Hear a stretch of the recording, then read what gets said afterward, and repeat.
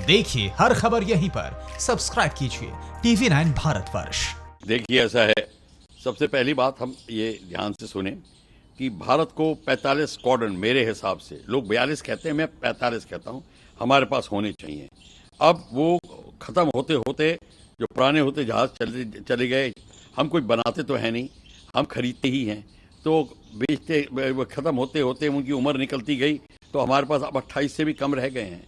और अगले 3 साल अगर हम नहीं कुछ काम करते, कार्यवाही करते इसके लिए, तो हमारे पास 22 से भी कम स्क्वाड्रन हो जाएंगे। और हमने 125-130 जहाज़ की रिक्वायरमेंट MMRCA के लिए की थी, उसके तहत रफ़ाल की सिलेक्शन हुई। और रफ़ाल की सिलेक्शन में टाइम लग रहा था, क्या जो भी है, पर मैं दाद देता हूँ इस गवर्नमेंट की कि उन्होंने ठोस कदम उठाया। चाहे कुछ भी हो, इतनी ऑपोजिशन हो रही थी, जो भी हो रहा था, पॉलिटिक्स को मैं डिस्कस नहीं करता, पर उन्होंने 36 एयरक्राफ्ट का ऑर्डर दिया और उस 36 एयरक्राफ्ट के ऑर्डर के 10 एयरक्राफ्ट ऑलरेडी आ रहे हैं, 5 आप आ गए हैं, 5 और आ रहे हैं। ये एक अपने आप में, मैं तो कहता हूँ, एक मील का पत्थर है हिस्ट्री ऑफ इंडियन एयरफोर्स कि 96 में पिछला जहाज़ आया था, 95 में, 96 में सुखोय, और उसके बाद अब आया है जहाज़। तो ये एक अपने आप में बहुत बड़ी उपलब्धि है। और हमारे को LCA जो हम बनाना बंद कर रहे थे, उसको भी प्रेजेंट रिजीम ने, गवर्नमेंट ने रिवाइव किया है, वो भी आ रहा है। तो अब हमारी स्थिति बढ़ रही है। और रफ़ाल के आने से मैं मानता हूं कि ये बहुत एडवांस मेरे हिसाब से 5th जनरेशन, 4.5 जनरेशन एयरक्राफ्ट है, इस रीजन में सबसे बढ़िया है। पर अभी इंडियन एयरफोर्स ऐसी कमजोर नहीं थी कि जो कहते कि इसके आने का इंतजार कर रहे थे। मैं मानने को तैयार नहीं हूं। हमारे सुखोई 30, MKI, सुखोई 30, मिराज, जैगवार्स, ये सारे मिला के जो है, और हमारे जो बाकी बाइसन्स बचे हैं, इन सब के कॉम्बिनेशन में यूज प्रॉपरली ये एक बड़ी लीडर फोर्स थी। पाकिस्तान और चाइना दोनों सतर्क थे हमसे, पर अब इसके आने से अब ये फोर्स मल्टीप्लायर बन गया है। फोर्स मल्टीप्लायर किस तरीके से, इसका अब मोटे मोटे शब्दों में बताता हूं। इसका कॉकपिट रडार बहुत अच्छा है, जो लेमैन लैंग्वेज में जो मिसाइल्स, जो आने वाले टारगेट्स को, एयरक्राफ्ट को अपने अरेस्ट कर लेता है रडार में, और अपनी मिसाइल जो है, जो 8 मीटियोर मिसाइल, 6 मीटियोर मिसाइल जो ले जा रहा है, वो उनके ऊपर दाग सकता है।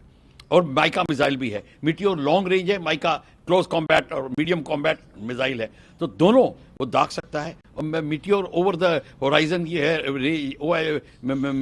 बियॉन्ड विजुअल रेंज, और उसका 150 किलोमीटर उसका कैपेबिलिटी है, दुश्मन को पता भी नहीं चलेगा। एक तो ये बात है।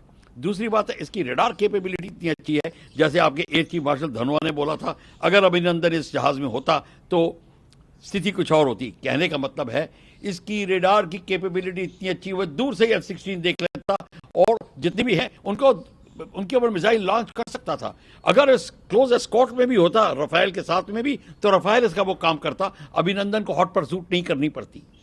और अगर आप कोई 4 जैगवार्स को, एक रफ़ाल नागरी चाइना पे भी ले जा रहा है एस्कॉर्ट करके बॉम्बिंग करने के लिए, जो इसका कॉकपिट रडार है, वो सारी की सारी जो आने वाली जो थ्रेट है उसको शूट डाउन कर सकता है। और हमारे जो लो लेवल में जो जैगवार डीप पेनिट्रेशन है, वो अपने बॉम्ब डाल के आराम से आ सकते हैं। हालांकि उनमें भी एयर डिफेंस मिसाइल है, पर वो मात्रा जो है वो शॉर्ट रेंज है। तो ये कहने का मतलब है, ये जो है एक साथ अपने 4 जहाज़ों को एक साथ इतना काम करा सकता है, खुद भी इन्वॉल्व हो सकता है। तो एक तो ये है। और दूसरा, अगर अब मैं बता दूं, अगर अब ये अपने अंबाला में लोकेट है, पाकिस्तान सरगोदा से लेकर नागरी तक और सेंट्रल तिब्बत तक, उस साइड तक वो ये संभाल सकता है अपने रेंज के साथ।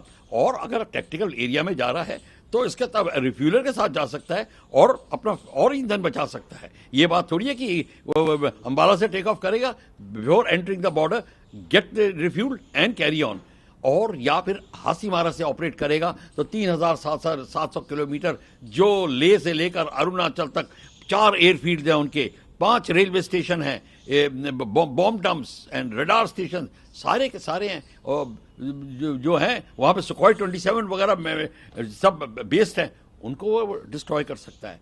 तो कहने का मतलब ये है, ये अपने आप में फोर्स मल्टीप्लायर है, और इसीलिए दुश्मन की नींद हराम हो रही है।